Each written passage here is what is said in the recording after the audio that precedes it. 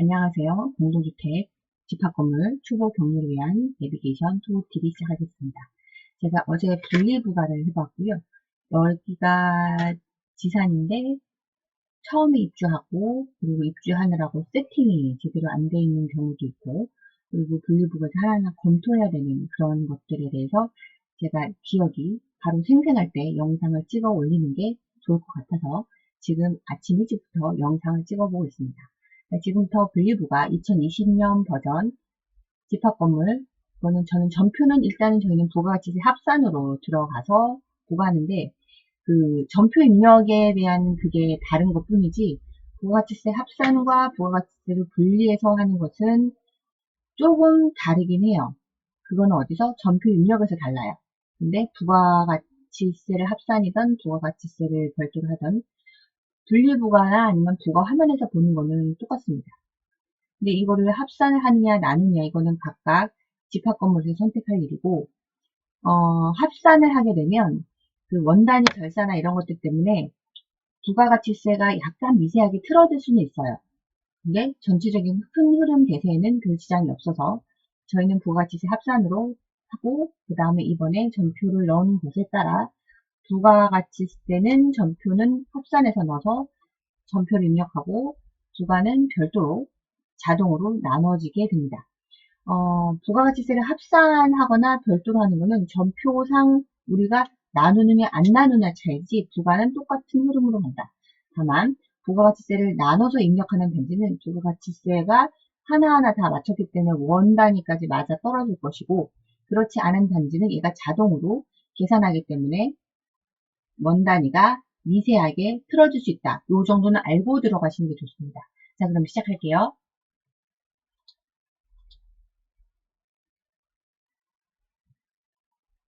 제일 먼저 분리부가를 하기 전에 사실은 부가 처리는 먼저 하셔야 돼요. 지금 여기 보이는 부가 처리 보이시죠?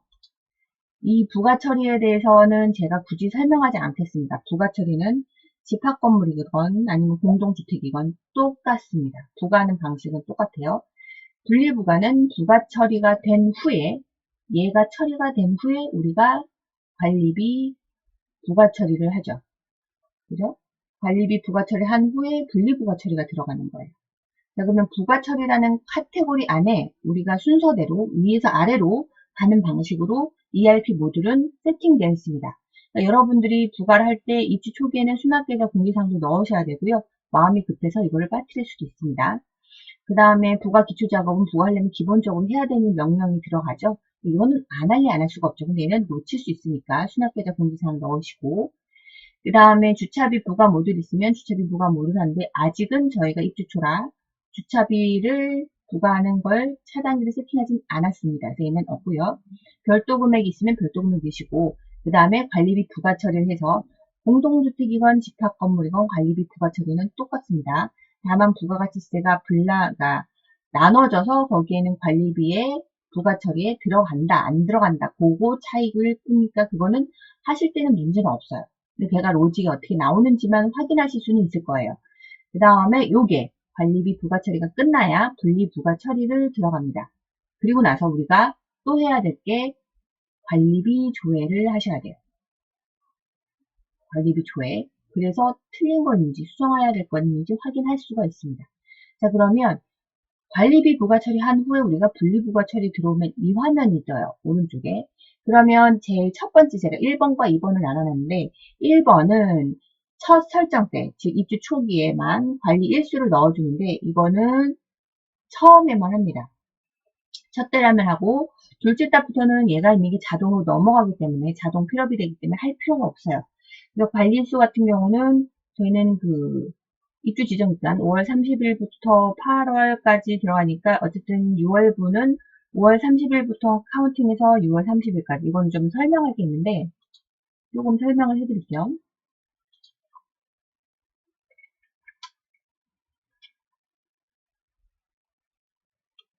5월 30일부터 6월 30일까지 계산일수 32. 이제 얘가 기간을 넣어주면 오른쪽에 보면 분리부가 수신을 체크해주면 얘가 자동으로 세팅 들어갑니다.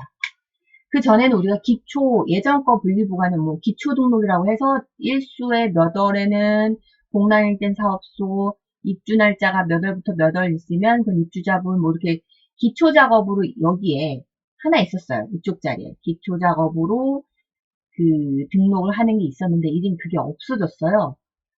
그래서 관리 일수 넣고 분리부가 수신하면 걔가 알아서 설정이 들어갑니다. 그러니까 그 기초 작업을 관리실 직원이 수정할 수도 있기 때문에 걔를 아예 숨겨놓은 것 같아요. 요것만 설정하는 걸로 바뀐 것 같습니다. 그래서 기간을 넣고 엔터 치면 계산일순 자동으로 들어가고 그리고 분리부가 수신을 누르면 그 우리가 기초 작업했던 것처럼 똑같이 얘가 세팅이 들어가지는 거예요. 요거는 저장 안 해도 얘가 자동으로. 그리고 중요한 거는 여기 관리일수로 돼 있죠. 여기 체크박스 체크하고 들어가면 전기, 수도, 난방, 일반 관리비까지 다 각각 관리 일수 넣고 엔터 치고 날짜 확인하고 분리부가 수신 각각 하셔야 됩니다. 여기 있는 거 일반 관리비, 전기, 수도, 난방 각각 해야 된다는 건 여러분 기억하고 있으셔야 돼요. 하나 했다고 끝나시면 안 되겠죠? 물론 검토해보면 나중에 얘가 틀어진 거를 볼 수 있어서 다시 돌아오긴 하겠지만 그래도 우리는 기억하셔야 되는 게 여기 체크박스 선택하셔서 이것들 1, 2, 3, 4 각각 계산일수 넣어야 됩니다. 그리고 분리부가 수신하고 난 다음에 그리고 나서 분리부가 작업하시면 얘가 그리고 자동으로 저장이 돼요. 그러면 요 두 번째 거를 누르시면 바로 분리부가가 들어가고 끝납니다. 얘는 겁나 간단하죠. 그죠? 그리고 제가 말씀드린 것처럼 1번만 첫 설정 때만 관리일수를 입력하고 분리부가를 수신하면 이게 끝이고요. 실제 분리부가 작업은 요거. 분리부가 작업만 누르면 끝납니다. 매월 부가시. 그리고 당연히 우리가 이거 입력할 때 날짜를 무신결인지 기간을 넣는데 사실은 이거 되게 중요한 게 있어서 히스토리를 말씀드리자면 그 전체 분리되는 분리돼서 부과돼야 되는 총 비용을 X라고 할게요. 총 비용을 X라고 해놓고 만약에 얘가 32일로 하는 거와 32로 나누는 거와 이해하기 편하게 32,000원 할까요? 32,000원.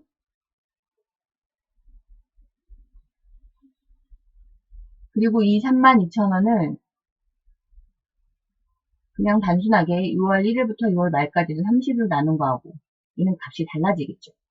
자, 그러면 32,000원은 32로 나눈 거는 얘는 단가가 얼마가 나올까요? 1,000원이 나오겠죠. 일당 하루당 1,000원으로 이제 산정돼서 그거를 분리부과를 하겠죠. 근데 32,000원을 나누기 그냥 30으로 해요. 그럼 얘는 얼마냐? 1,066원이 나와요. 얘는 1,066원. 이렇게 나오겠죠. 예를 들면 그래서 얘가 1,000원이면 사업소는 32로 했지만 여기는 32에서 곱하기 1,000하니까 32,000원 부과가 되겠죠. 근데 어쨌든 30으로 나누면 1,066원이잖아요. 그러면 얘는 두 번째 방법, 이건 첫 번째 방법이고 두 번째 방법 얘는 30이니까 1,066 곱하기 32 요 부과가 들어가겠죠. 단가 자체가 달라지니까 여기 부과되는 금액이 달라집니다. 근데 하루 정도 차이는 그냥 한 달치로 보고 그냥 계산일수에서 나누자. 어차피 발생된 금액은 똑같아요. 요거 일자예요. 일자 아니에요.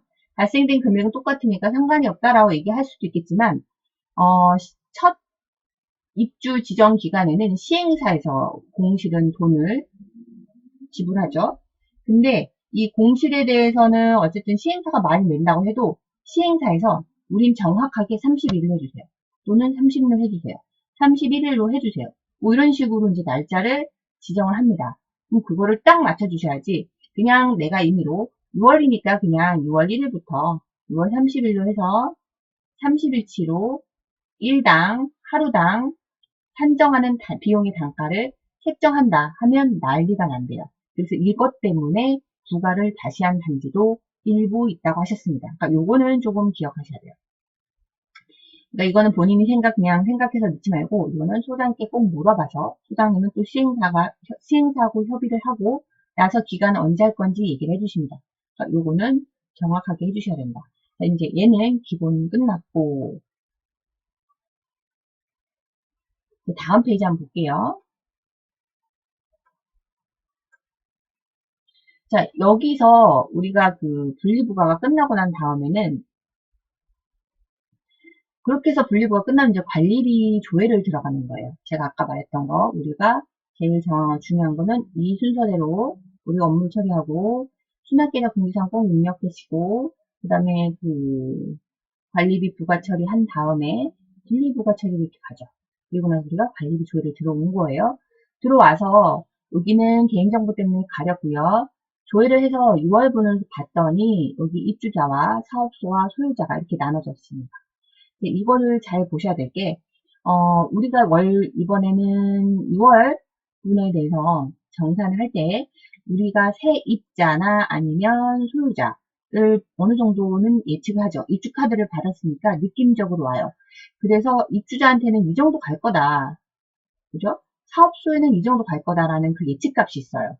그러니까 처음에는 첫 달에나 입주율이 한 40%였다고 하면 얘는 사업소하고 입주자가 40대 60으로 분산돼야지라고 이제 예측하겠죠. 근데 소유자가 있어. 그러면 소유자로 들어간 값이 있다는 거예요. 우리 임차인이 임대차 계약 써서 들어온 건 7월부터인데 7월 1일부터 들어오는 임차인은 있어서 그때는 소유자가 들어간 게 맞아요. 왜냐하면 예를 들면 요거는 좀 설명이 길어질 수 있는데 이거 되게 중요합니다. 입주자는 이게 펜이 잘 안 들리네. 잠깐.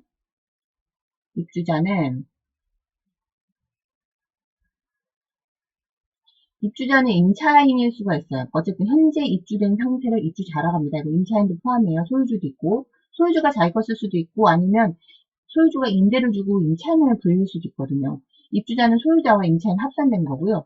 소유주 말 그대로 임대를 주고 소유권을 갖고 있는 사람이에요.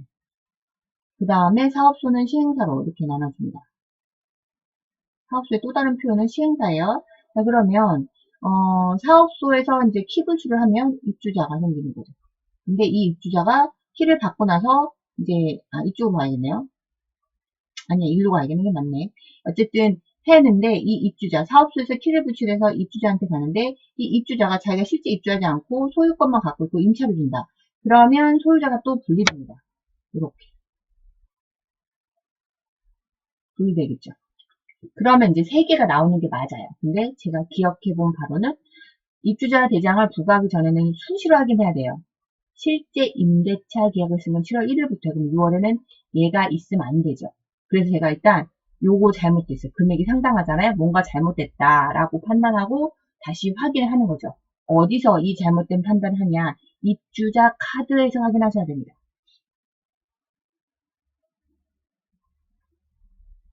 입주자 카드 들어가서 확인하셔야 되는 게 중요한 거는 여기는 6월 9일 다 똑같죠. 그러면 이거는 키를 6월 9일날 받아서 소유권이 있고 이 사람이 6월 9일 때 분리부과한다라는 걸 이해하시면 돼요. 그리고 여기에 뒤에 이것도 갈려 있는데 그러면 키를 받았으면 이분은 분양이라고 하는 거예요. 자, 만약에 키를 받았는데 뭐 인테리어 한다. 그리고 그렇게 이제 얘기를 하고 가셔요. 그럼 이제 저희 직원분이 인테리어 하니까 아직은 이 사람 입주야 아니야 막 되게 혼란스럽죠. 근데 이거는 정하셔야 돼요. 취득일과 키불출 입주일은 다 키불출일 기준으로 하는데 중요한 거는 입주일은 다를 수 있어요. 입주일은 다를 수 있다. 그래서 요거를 대표적인 예를 하나 보여드릴게요. 7월 1일날 입주했고 키는 6월 24일 받아갔어요. 그러면 이거는 몇 가지로 나누나요? 3개로 나누겠죠. 6월 1일부터 6월 23일까지는 이건 시행사분이에요. 입주 전이잖아요. 그리고 6월 24일에서 6월 24일부터 6월 30일까지. 얘는 입주자분이에요. 엄밀히 말하면 소유자죠. 소유자가 있었고 공실이었다가 7월 1일부터 실제 세입자가 들어온 거예요. 7월 1일부터. 이때부터는 세입자가 들어온 거예요.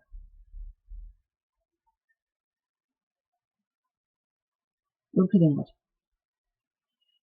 그래서 얘가, 이 펜이 컴퓨터를 세팅한 다음에 얘가 좀 많이 느려졌어요. 여하튼, 그래서 7월 1일부터이기 때문에 얘는 두 가지로 나와야 돼요. 6월 말 부가는 시행사와 소유자로 나누고 입주자란에는 부과되면 안 되겠죠. 그게 중요합니다. 그리고 또 하나, 여기서 분양의 의미가 키를 받으면 분양됐다고 보셔야 돼요. 입주자 카드를 입주민이 쓰러 왔어. 입주자 카드를 쓰고 키는 조금 이따 받을게요 라고 갔어요. 그러면 이제 직원분이 착각해서 분양을 받았으니까 그죠? 입주자 카드를 쓰러 왔겠지. 그리고 키는 아직 안 받았어. 그럼 키 불출일은 없는데 여기를 분양으로 체크를 해버리면 이게 소유자로 가요. 소유자 값으로 와요. 그러니까 이게 막 혼란이 되는 거죠. 그리고 만약에 분양을 했는데 입주카드 안 쓴 경우나 그러니까 키 불출일을 안 쓴 경우도 문제가 되고, 그리고 마찬가지로 키 불출일은 했는데 미분양으로 체크하는 경우도 있어요. 직원분들이. 그러면 안 돼요. 무조건 키 불출일 기준으로 분양으로 해주셔야 계산하기 편합니다. 미분양을 하면 키는 했는데 그 사람이 키는 받았는데 뭐 인테리어 하고 그리고 이때는 우리가 부과 안 하는 게 맞지 않아? 막 이런 식으로 이제 직원분은 혼선을 주게 되면 이 직원이 되게 아리까리한 거죠. 키는 받았는데 이게 무슨 아직 그냥 뭐 잔금 처리 안 했고 뭐 인테리어만 한다고 그러고 그리고 뭐 키를 먼저 받았어? 나머지는 뭐 어떻게 된 거야? 근데 이분이 얘기하신 거를 우리가 혼란에 같이 끼어들면 안 돼요. 우리는 고정된 그 기준을 가지고 거기에 맞추셔야지, 안 그러면 부가가 다 혼선이 됩니다. 제일 중요한 거는, 포인트는 키 불출일을 분양으로 보셔야 돼요. 무조건 키를 불출했으면 분양이고, 키를 부출하지 않았으면 분양이 아닙니다. 그렇게 이해해 주시는 게 제일 분리부과하기 편해요. 그리고 이거는 소장님과 입주자 지원센터, 즉 시행사하고도 같이 얘기를 해놔야지, 안 그러면 혼란이 너무 와요. 입주지원센터에서도 막 그 입주자의 구구절절한 사연을 얘기하면 우리는 그걸 왠지 반영해줘야 되는 의무감이 들죠. 근데 우리가 이거 기준을 딱 잡고 이거는 안 된다. 이거는 이때부터 무조건 분양이고 분리부가 들어간다라고 얘기해 주셔야 돼요. 무조건 키불출일로 중요하다고 얘기해 주셔야 돼요. 자, 그러면 얘는 지우고, 제가 얘기한 것 중에 중요한 거, 분양은 키 불출일은 무조건 분양, 키를 불출하지 않았으면 미분양으로 체크하고 저장하셔야 돼요. 취득일이 없는데 분양을 넣거나 아니면 키가 불출하지 않았는데도 분양을 넣거나 이런 식으로 하면 아까처럼 그 화면이 돌아갔을 때 여기를 봤을 때 소유자 부분으로 들어가요. 이렇게 잘못 들어갈 수 있어요. 그러니까 그거는 다 필터를 해서 요거를 이쪽 다시 입주해서 여기 분양이나 또는 취득일 기준으로 요거 필터 기능 있잖아요. 얘를 눌러서 다 쏟한 다음에 잘못된 거 있는지 다 확인하고 저장해 주셔야 돼요. 이번에 그 ERP는 웬만한 건 다 필터 기능이 들어가 있어요. 그래서 이걸로 확인할 수 있다. 그리고 계속해서 다음 거 보면,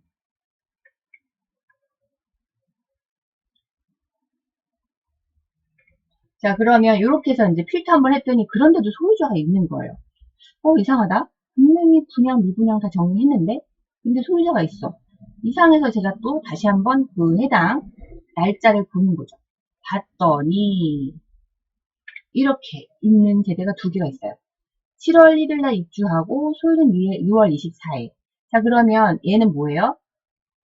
입주자, 즉 세입자는 아직 들어오지 않은 상태예요. 6월 달에는. 사업소는 25일까지, 지금 이건 아까 그 5월 30일부터 정한 날짜이기 때문에 32일 중에, 그죠? 여기 써있죠? 32일 중에 25일은 사업소, 그 다음에 6월 24일은 키를 받았기는 6월 24일부터 카운팅에서 분리되는 시점은 7일이에요. 그래서 7과 20을 합하면 32일가 맞죠? 근데 입주자가 없어. 왜? 새 입자가 7월 1일 날 들어왔기 때문에 이거는 제대로 된 게 맞아요. 그러니까 어쩔 수 없이 소유자로 가는 거, 두 세대가. 지금 이거와 이거를 제가 뭘로? 소유자분으로 여기 하얀색이 활성화된 게 보이죠? 요거는 활성화 안 됐어요. 이건 필터링 안 한 거고 소유자분 제가 필터링해서 두 개를 찾아낸 거예요. 그래서 세대를 두 개를 다 확인해 봤더니 그리고 나서 아 그렇구나 그냥 넘어가면 안 돼요. 그 해당 호실의 분리부가 항목별 조회를 또 들어가 보세요. 그래서 소유자가 쭉 들어갔는데 어랍쇼 입주자분을 또 두 개가 block가 되죠. 그죠? 293에서 공급가액하고 부가세 293 나누기 1점이라면 266 반올림해서 그 다음에 부가세 27 얘가 입주자로 들어가 있어요. 임차인 들어오지 않았는데 이러면 난리가 나는 거죠. 다시 얘는 어디로 봐야 돼요? 일반 관리비는 다 알아서 소유자를 잘 왔는데 얘는 뭘로 따라온다? 검침을 따라오는 것들이에요. 그러면 분리검침할 때 입주자로 들어가 있는 걸 소유자로 넘겨주셔야 돼요. 이것도 놓치시면 안 됩니다. 그리고 다시 과장께 얘기해서 얘를 소유자분 올릴 수 있게끔 검침해서 수정하시라고 말해 주셔야 돼요. 두 세대가 다 그랬어요. 그래서 이거를 다시 한번 검토를 했고요. 그래서 제가 생각해 본 바로는 분리부과한 후에 여러분들께서는 잠깐만요. 이거는 다른 거고